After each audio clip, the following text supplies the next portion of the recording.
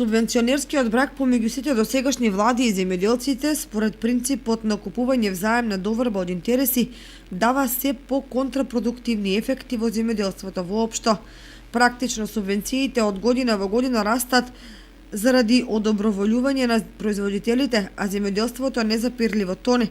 Дури и проектните иновативни мерки, како нови семенски сорти, наводнување капка по капка, употреба на тераграмин, окрупнување на површините и други, се спроведуваат еднократно и сами заради себе.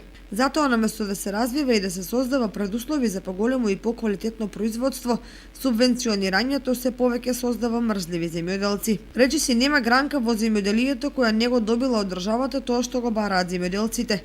Оризопроизводителите, лозарите, тутунарите, овоштарите, млекопроизводителите и така натаму. Иако во изминатите 10 години државата издвоила над 600 милиони евра за субвенционирање на македонското земјоделство, во земјоделските средини нема никаков напредок. Во Кочанско нема поголемо производство на ориз, во Ресенско нема поголеми количини на јаболките, во Кавадарачко на грозје, се намалува бројот на овци и на краварски фарми. И покрај тоа, и за оваа година од буџетот се предвидени над 120 милиони евра, што е практично еден од најголемите финансиски фондови. Без оглед колку од тие пари ќе добијат оризопроизводителите, во реалноста остануваат тенденциите на се помалку засејани површини со оваа култура, несоодветна семенска застапеност на квалитетните сорти, лошата откупна политика и ниските цени.